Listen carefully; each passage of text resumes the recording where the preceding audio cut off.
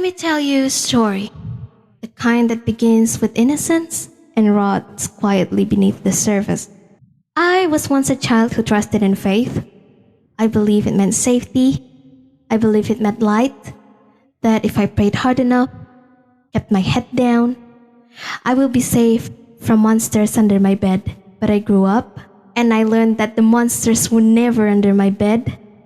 They stood at the altar, sat in pews, wrote sermons, passed laws, wrapped in robes, quoting scriptures, demanding obedience in the name of salvation.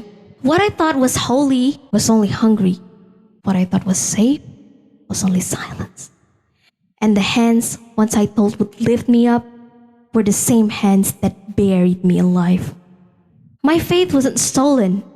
It was weaponized, sharpened, turned against those who trusted it most. We love to preach about freedom, dignity, the sacredness of beliefs. We carved them into laws. We whispered them on temples. We teach them to our children. But in reality, faith isn't used to protect. It's used to control, to dominate. All around us, people are punished, not for crime, but for kneeling the wrong way, calling God by a wrong name, or daring to believe at nothing at all. This isn't a coincidence. It's ego wrapped in a silk robe. It's control masquerading as devotion. Let's not pretend. Faith should be the hand that reaches for you in the dark, not the one that covers your mouth, binds your ankle, and call it protection. But this world has turned compassion into compliance. In Afghanistan, belief is a death sentence. Women who convert don't just risk rejection, but also disappearing, not into cells, not into shame, but into earth itself.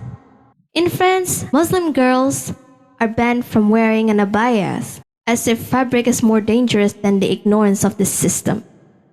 In China, Uyghur Muslims are sterilized, surveilled, erased.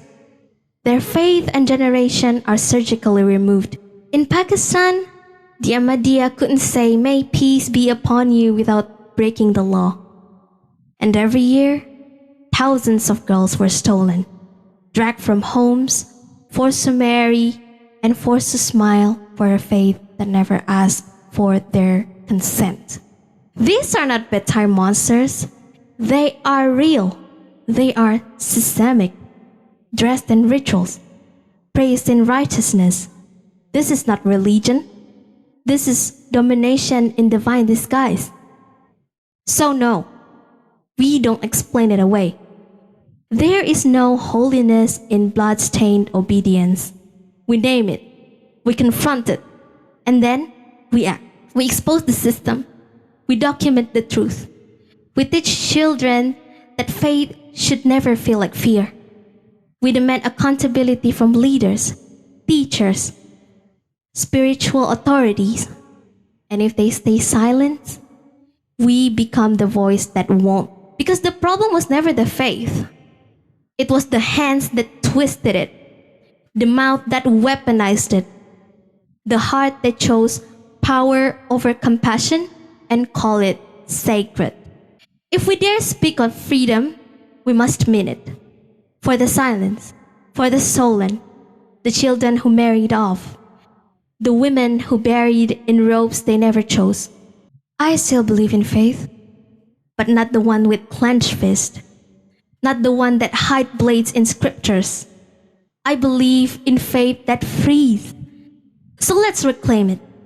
Let's rebuild it as a bridge, not as a weapon. Let's build the world where belief is not a threat, but a place to belong, where no child trades safety for silence, where no soul is buried beneath someone's version of God. Let that be our promise. Let that be our war cry, not in fear, but in fire. And above all, never again mistake control as compassion, not in our lifetime. Thank you.